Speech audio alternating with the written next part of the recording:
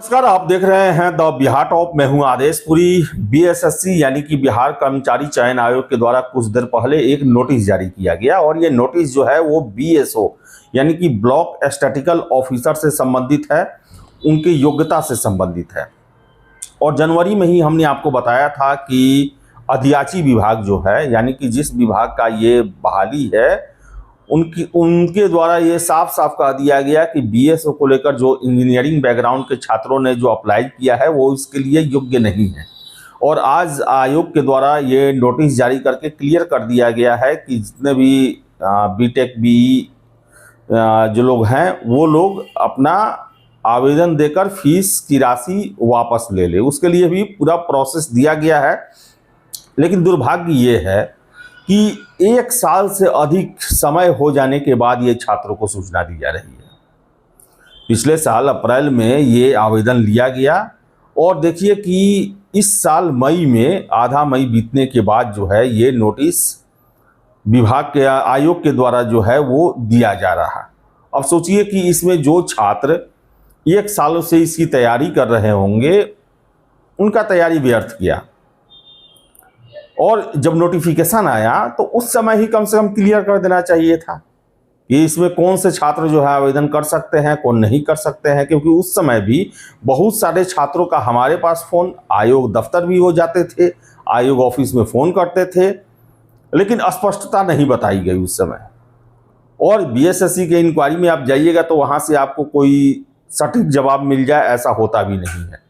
और इसी उहापोह की स्थिति में बहुत सारे छात्रों ने अप्लाई कर दिया, बीटेक वाले बीई वाले, और आज जो है लंबा चौड़ा चिट्ठी निकालकर उनके उम्मीदवारी को खत्म किया जा रहा और उनसे पैसे, अपने आवेदन के पैसे वापस लेने की प्रक्रिया बताई जा रही है।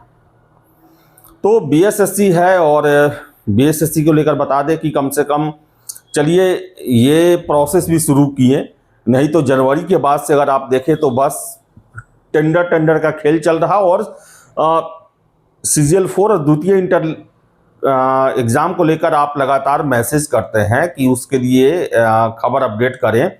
तो बता दें आपको हम कि पूरा मई जो है वो आयोग एजेंसी चयन में ही लगा हुआ है।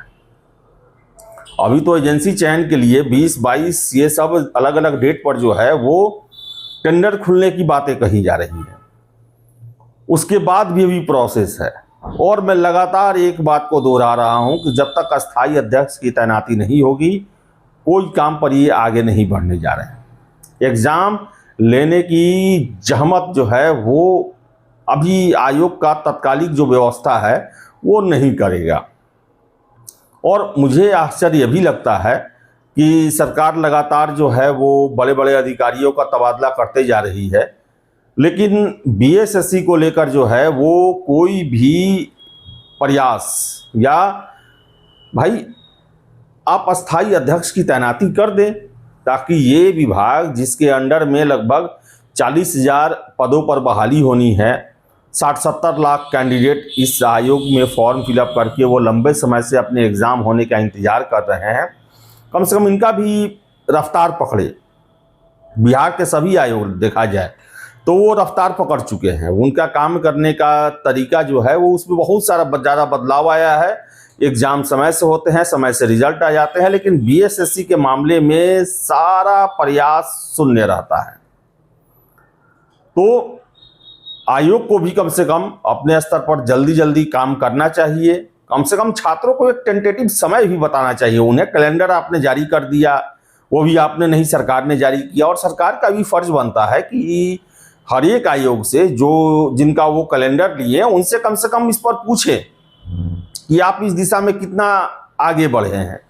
अब बीएसएससी के द्वारा जो कैलेंडर जारी किया गया, मैक्सिमम एग्जाम जो है वो जून जुलाई में समय दे दिया गया, मई आधा निकल गया, अभी एजेंसी का ही चयन हो रहा है। तो एक तरह से देखा जाए तो ये सरकार को जो कैलेंडर बना के दिए उस पर तो एकदम से खड़े ही नहीं है, कोई ध्यान ही नहीं है उस पर, कोई उसका मायने मतलब ही नहीं है कि पूरा मई निकल गया एजेंसी के चयन करने में। अभी देखा जाए तो छात्रों को यह भी नहीं पता है कि एग्जाम ऑनलाइन लिया जाएगा या ऑफलाइन लिया जाएगा।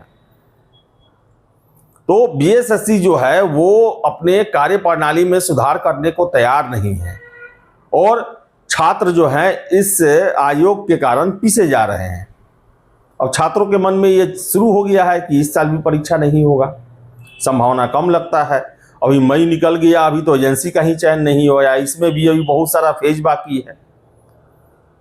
अब एजेंसी का चयन करने में भी बहुत कुछ देखना पड़ेगा। जिस तरह बीपीएससी के एडीओ एग्जाम में ये बायोमेट्रिक मॉड्यूल आया है, तो अब प्राइवेट एजेंसियों में भी बहुत कुछ ध्यान देने का समय आ गया। और मुझे जो लगता है कि अब एजेंसियों के निर्धारण में ही अभी 2-3 महीना लगेगा। बहुत कुछ होगा, अभी बहुत कुछ बाकी है। अभी इसके साथ साथ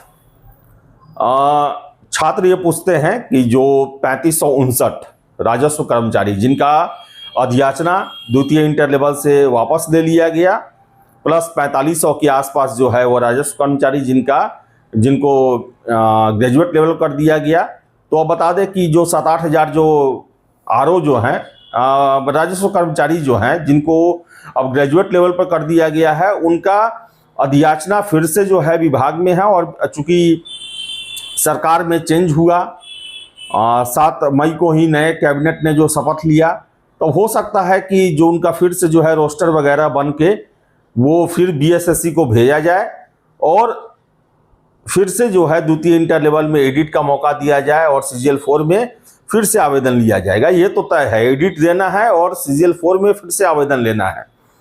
तो देखिए अब ये कब तक होता है। इसके अलावा जो राजस्व कर्मचारी हैं उनका पे लेवल को लेकर बता दें आपको, पे लेवल 5 करने के लिए राजस्व एवं भूमि सुधार विभाग के द्वारा वित्त विभाग को अर्जी दी गई है और अभी तक इसको लेकर क्लियरेंस नहीं हुआ है कि इनको कौन सा पे स्केल दिया जाएगा। हालांकि जो संभावना बनती है वो पे स्केल 4 की बनती है कि राजस्व कर्मचारी जो हैं अब जो भर्ती होंगे ग्रेजुएट लेवल पे उनको पे स्केल 4 में रखा जाए, ऐसी संभावना बनती है जो सोर्सेज के हवाले से खबर निकल के आ रही है। लेकिन अभी तक वित्त मंत्रालय के द्वारा जो है वो इनके पे लेवल को लेकर अपनी सहमति अंतिम रूप से नहीं दी गई है।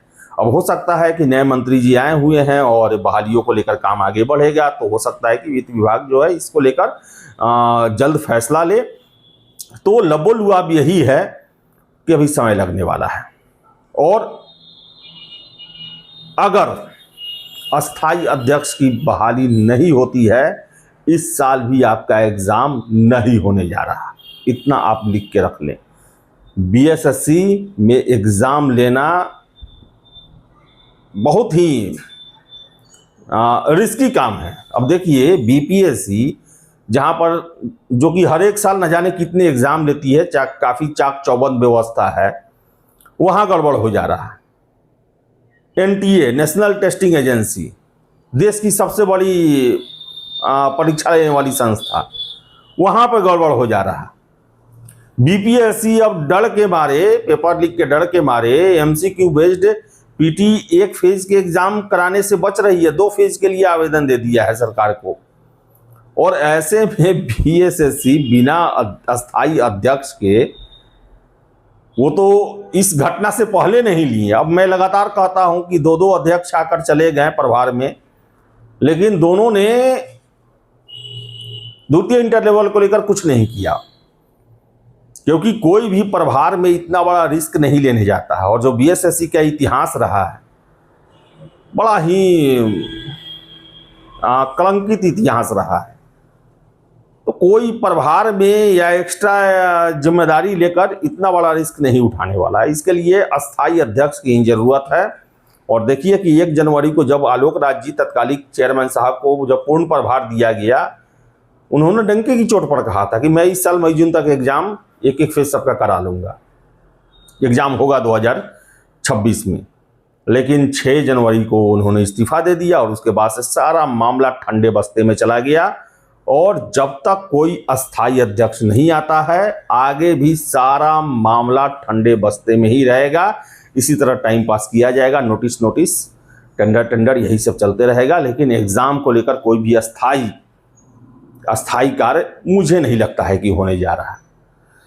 तो चलिए देखिए अब क्या होता है। फिलहाल इस वीडियो में इतना ही। वीडियो पसंद आए लाइक शेयर करें और अपनी राय जरूर कमेंट बॉक्स में छोड़ जाएं। बहुत बहुत धन्यवाद।